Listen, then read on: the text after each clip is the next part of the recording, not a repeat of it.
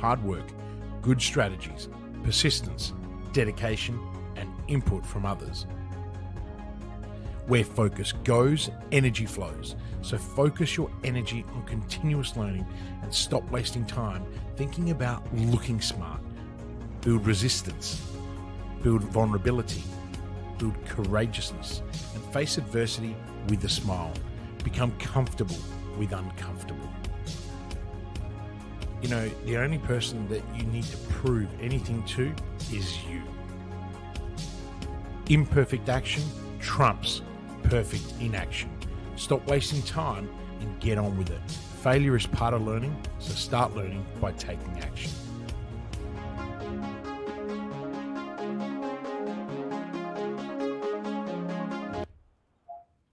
Kristian, welcome. It is Wednesday. We are back here with. How are you going today? I am really well, thank you. And you, Simone? I am doing great. I just said before we came on air that you're in a really fun mood today. So I'm a little bit nervous about where this hot seat is going to go. And I still really struggle with the fact that you have control of everything that happens in this Ecamm Live. It's nerving for me. That's why I get to have all the fun. Oh, look, okay, let's not muck around today. I feel like we just need to get straight in there and talk about the topic at hand. And today I really wanted to grasp your insights on healthy workplaces and what that means and some of the indicators around that. Now, I'm not talking about the fruit bowl that the HR department organizes to have in the lunchroom. I want to talk about actually really the mental health and the physical health of a workplace. So my first question for you today is, what do you consider to be the biggest indicator of a healthy work environment? What does that mean to you? Unfortunately, I won't be able to answer that question because there is no one biggest indicator, but I will give you a few that we track and we also review across our organisations, but all of our clients' organisations. The first one is clarity, Simone. Everyone needs to be clear about what they are doing, and most importantly, they need to be clear about their own personal objectives and goals. So, you know, that's a really big indicator of a healthy working environment. The other one is alignment. Everyone needs to be aligned with the company values, and they are also got to be enshrined in practice. They've got to be visible, and they've got to be demonstrated with each action and decision they take. So, you know, alignment between people's personal values and the company's values need to be there. The values don't have to be the same. Okay, but there has to be a value alignment for a healthy working environment. Teamwork, you know, there is a really finite balance approach between teamwork and competition, and you've got to do that through collaboration. An environment where it's overly competitive, you tend to get unhealthy work practices, and in an environment where there is, you know, way too much focus on, you know, employee well-being, you have a productivity challenge, as we're now seeing with working from home. Communication is another very big indicator of a healthy workplace. If it's strong, it's fluid, it's actionable, right? If there's a rhythm and it's got a fast pulse, then you know you've got a healthy working environment. And last one, and really importantly, engagement. Everyone has to be contributing, participating, and achieving the goals of the organisation for an organisation to be thriving, okay? No one wants to just survive. You want to be thriving. That's a good list. I really like that. Can I ask, though, one thing that I really like, and I know the time has gone off, but I'm just going to add this side question in, is something that you do with us is the happiness score and how we're feeling before a meeting. I've never actually experienced that in any other workplace, and I really enjoyed that because I felt that was an indicator that we could use as how do I actually feel emotionally, personally, because we know as much as we try not to bring that to the workplace, our lives are our lives, right? We all have stuff going on. Yeah, look, employees in general, team members, talent, whatever we want to call them, they're real people, right? Even our remote workforce, they're real people. You know, you can't turn the tap on and off. You can't, you know, discharge the emotional position that they're finding themselves or the circumstances, but you can control the rhythm in the workplace, and that's really important. And to do that, I use the barometer of a happiness score. You know, how happy are you feeling on a scale of 1 to 10? Anything below an 8, and I'm asking more questions. And generally speaking, you know, people will say to me, "Oh, what happens when then everyone just starts saying 8?" Then you ask more questions, right? I mean, the life of a leader, as lonely as it is, comes down to one factor: the questions you ask, the quality of the questions that you ask. Define the quality of the responses that you're going to receive. Yeah, absolutely. Yeah, that's fantastic. Okay, so let's move. I'm trying not to say I love it because I know I get in trouble when I say that too much. So I'm trying to pick up some new catchphrases now.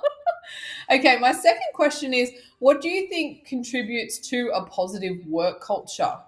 How do people find that within their businesses? Okay, that's a tough one, but you know, for those of you that are listening and you got notepads, by the way, if you are listening live, you know, tell us that you're listening live, say hi, give us a wave. For those of you that are going to be listening this on replay, and we get a lot, like shitloads of people that listen on replay, it'd be nice to actually be able to track that. So hashtag replay would be fantastic. And if you agree with what we're saying, or there's some value, even share the notes from the session, so people that are not like you, committed and dedicated to listening, are writing. Hopefully you haven't started the timer yet. But look, for me, what do I think that contributes to a positive work culture? Get to know your people. You know, if I had to give any advice to a prospective client, or even clients that I chair their boards or run their boardrooms or run their leadership days, and I'm very much enshrined in the businesses of the clients that I work with. I normally know most people by name. So even my clients that have 150 staff, I generally, when I walk around the corridors, I get to know most people. And some people would argue that's a skill that I had from hospitality, where I had hundreds and hundreds of my own people. But I think what it comes down to is that you really got to care. And so I care about people. So I want to know who they are. You've also got to play to people's strengths. If you want to contribute to a positive work environment, play to their strengths. I mean, we had this discussion this morning in our morning huddle.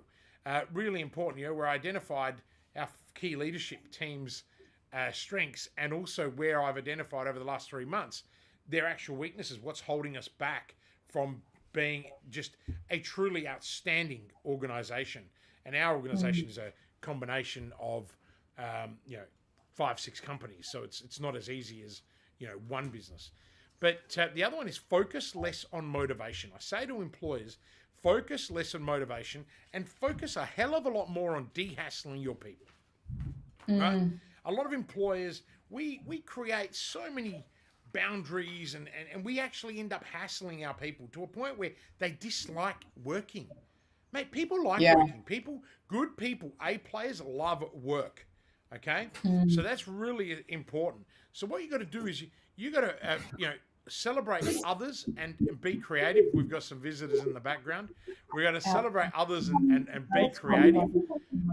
But the other one is set targets together with your people and create goals and priorities, right, to keep everyone focused and aligned. Really, really important. And if you haven't noticed Simone's demeanor, then she was, and look at her color, she's changing. She was just like, okay, what are you doing in here? I have a sign that says keep out. It's okay. Today is we're hanging out with our kids. I've got Leonardo right here. Do you want to say hi? They won't be able to see you, but he's here. So hang on, here he comes. He thinks he's gotten permission, right? All right, you can go back and sit down, darling. Thank you. Yeah.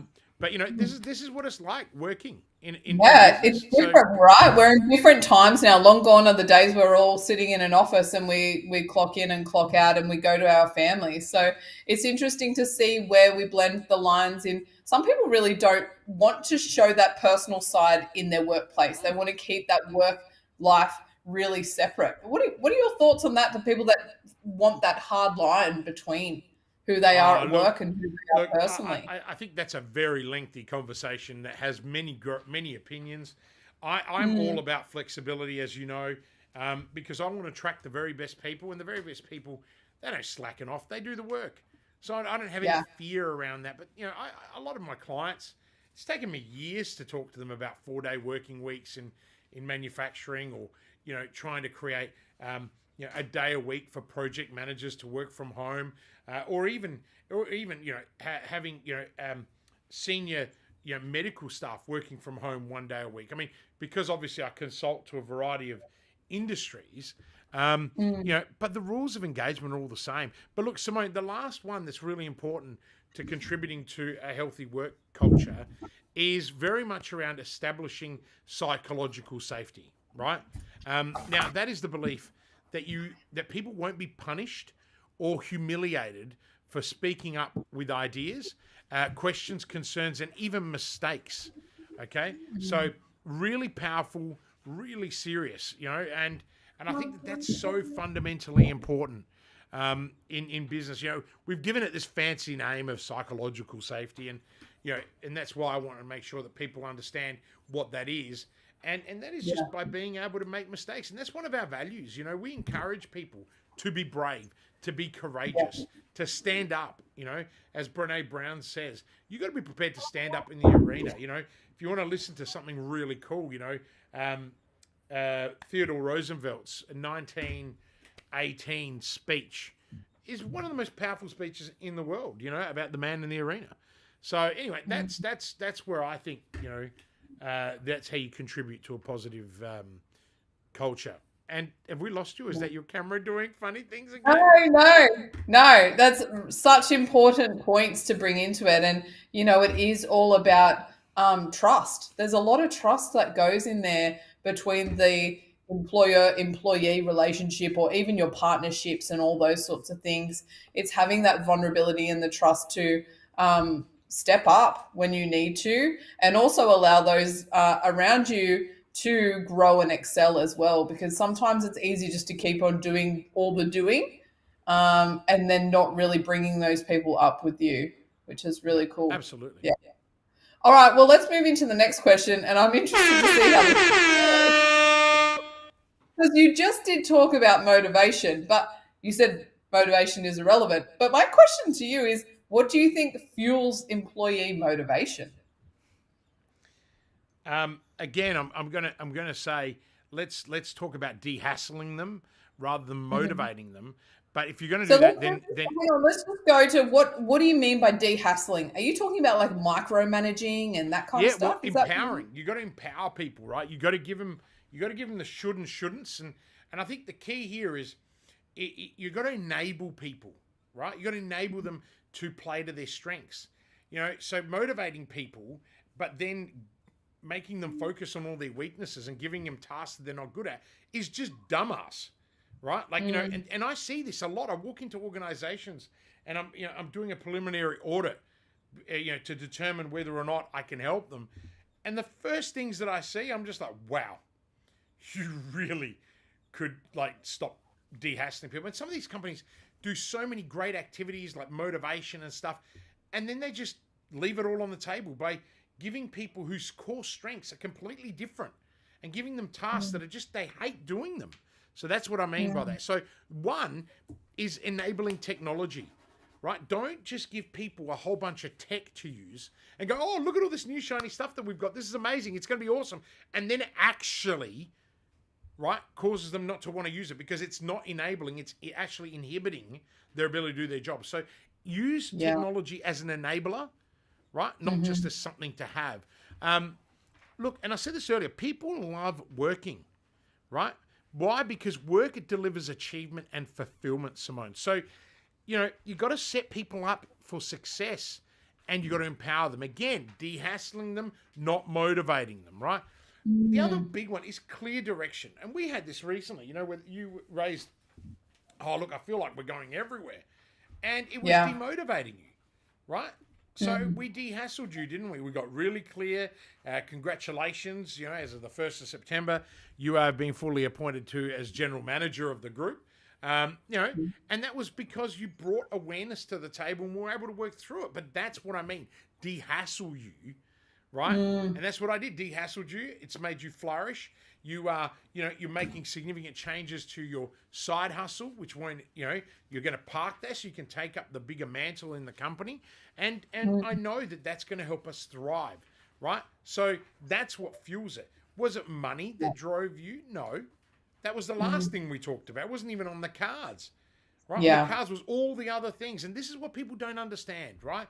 Especially in the current market where everyone's like, oh, they want more money. No, people want more money because they've hocked the shit out of themselves with their mortgages, right? It's not because they don't like their job and everything else. So you've got to find alternatives because, the grass isn't greener on the other side, right? There's some data coming out that people that are leaving their jobs, right, that they really like for, $5,000, 10 grand, 20 grand more a year are miserable.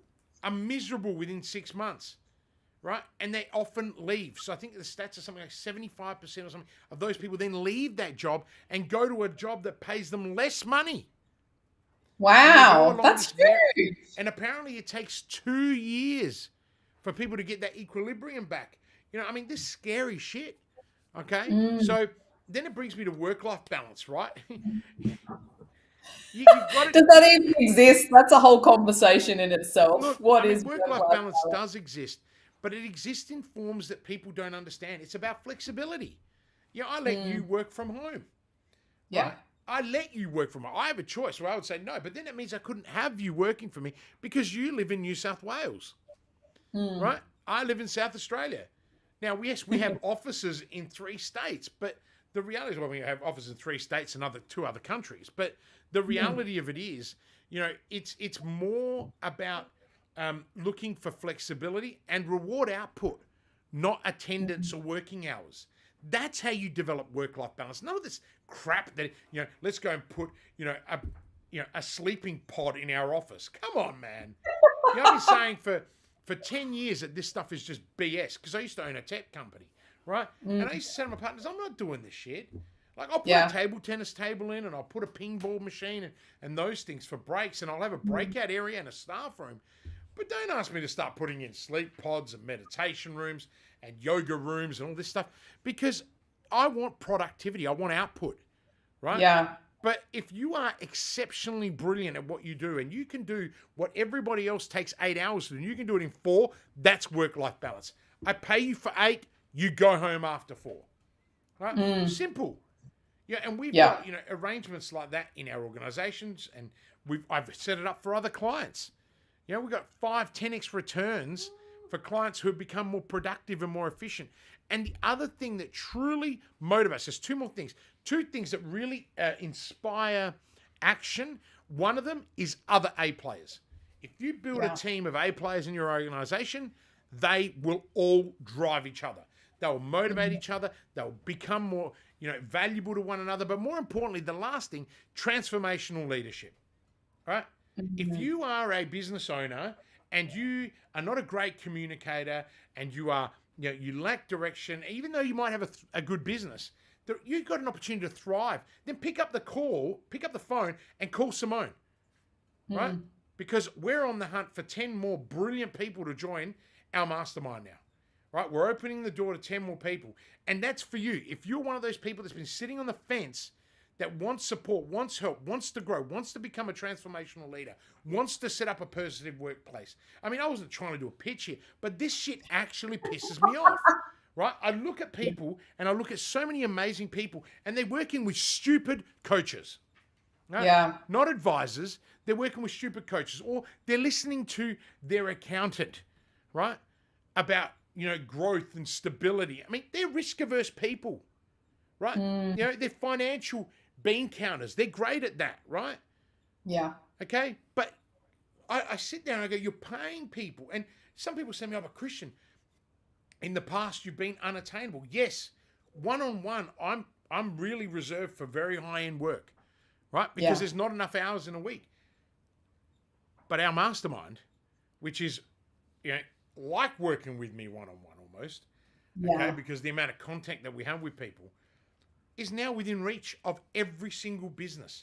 And we got coaches that are doing a couple of $100,000 a year that are in the mastermind. And we got businesses that are turning over $20 million that are in the mastermind, right? Yeah.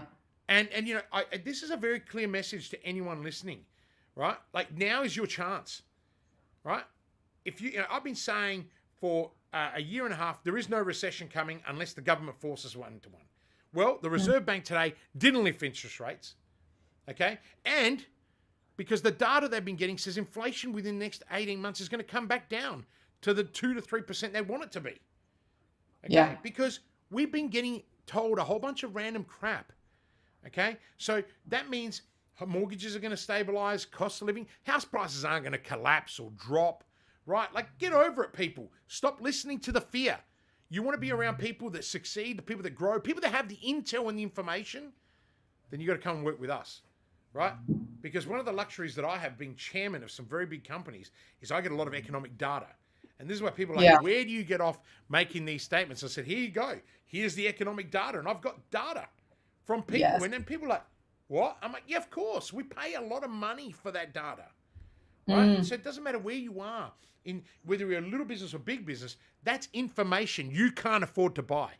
And people in our mastermind get it for free. Right? Yeah. I mean, they pay, but they get, but in comparison to, you know, one of the economic reports alone that we get is like 50 grand a year. Well, the cost of being in the mastermind's 33 grand a year. There you have it, right? You know, I mean, it's simple. You know, 4 intensives a month, 4 intensives a year, in person, weekly calls. I mean, come on, right? And we've got a great group already who are all thriving, who are all not just surviving, they are thriving, all right? And I mean, I'm pumped. You're right. I am in a weird mood because I normally don't pitch it out there and make it so obvious. But the reality of it is, if you're listening, if you've taken the time to listen to this and you like what you're being told, I love this topic. I really love this topic about a healthy workplace because I pride myself on creating one and I make mistakes. Even I make mistakes and I'm like meant to be a guru, right? Because we're people, right? And it's all about self-awareness. The difference is I can internalize. I can sit down, internalize, focus on it, spend time, think about it, and then say, okay, what do we need to do it better? Right? Now, a lot of people can't do that, and that's why you need our help. Yeah. You know, I mean, you hold all of those clients in those masterminds, all the masterminds, because we're talking about Evolve, but, you know, we've got COD. Like a lot of people say to me, God, Kristian, what are you doing? Mate, I have a really cool group of companies, right? And we're crushing it, right? And that's it. If you want to know more, speak to Simone. Simple. But the reality of it is, you know, I don't want to sit there and confuse people about what we do, right? You got a business that's doing really well that could do better, you should be talking to us. Because I've never met anyone who wants to come second, right? If you're into participation, right, then don't come to me. Right? If you love participation in sport, then I'm the wrong guy to come to, right? But if you want to win, if you want to aim to win, right, the grand, if you want to win the premiership and you want to win the grand final, I'm the guy. Doesn't mean we're always going to win, but we're going to learn from what we did or didn't do and come again stronger and better every single time we do it, right? And I love using sporting analogies because it's so important, you know. And I want to wish my son and his footy team on the weekend the best of luck. They have effectively their intercol, St. Peter's versus Prince Alfred. And so, and Leo last week took a hanger and kicked a goal from 20 metres. And I missed it because I was doing a strategic workshop. So I'm seriously grumpy about that. So I'm going to be out there with the coaches. Shout out to one of our clients, Amanda McNeil, who's actually been coordinating the whole event for the Women's FIFA World Cup. How amazing. Yeah, she's working for one of the big sponsors and partners at the FIFA World Cup. And, you know, a big shout out to Amanda. She's been jumping. She'll be on the call tomorrow morning at 6 o'clock as one of the other masterminds. And, you know, Amanda is a force to be reckoned with. You know, she's an ex professional rugby player, women's rugby player. I had a lot of time for Amanda. But we've got some amazing people. And people that blow my mind, they're so passionate. And especially in our smaller COD mastermind, they are small businesses, like really small startups. Like, you know, they're making 100 grand a year, right, in revenue. And and I love taking them on that journey, you know, because there's nothing better. I think you were saying off the air before, isn't it awesome that we can watch now these businesses, rather than helping all of these big businesses, now we've got medium and small, and now we've got these little people, right? And, you know, they're just starting their breakthrough. They're leaving their corporate careers to now come in and you know, and build their business. And for me, that's like being back at university where I was the entrepreneur in resident. Like, you know, sure, they're not world-changing startups. I saw one of the startups that I helped advise. They were on a major American TV show this week. Life Whisperer, big shout out to you guys. They're in AI for embryos. To the Perigenis, Michelle and Don and Jonathan Hall. I'm really proud of those guys. They've been working their guts out for 6 years and breaking new ground. And it looks like we've got some lag, which I don't know how that's possible when I've got gigabyte internet. No idea. I can hear you loud and clear, but yeah, there's definitely a little bit of lag time there. Yeah. I think that's your cue saying that's it, we're finished. We work with some amazing companies, and we would love to work with more, I guess, is the end of the message of this hot episode. If you want to improve, if you want to go from good to great, like you love sharing from Jim Collins, get in touch with me. I'll make sure that my links are all in these interviews, wherever they're hitting, on LinkedIn, on Facebook, on YouTube. You'll find my link below. So if you want to give me a call and let's have a chat about where you are and where you want to go. Right. Kristian Lavolsi, it's Wednesday. We're wrapping up this hot seat episode. Do you have any final words? Oh, look, you had coffee today, didn't you? This is I did. I had a coffee at 12 o'clock. A proper caffeinated coffee, which is a real rarity. What are you doing, Leo? I just made a sign. What is that? Live. It says live. It says live. Yeah. All right. That's our last cue. Go and enjoy family time, Simone. I'll speak to you later. To all of our listeners, thank you. And hopefully you'll get in touch with Simone and I'll get to meet some of you amazing people in due course. Until next time, live with purpose.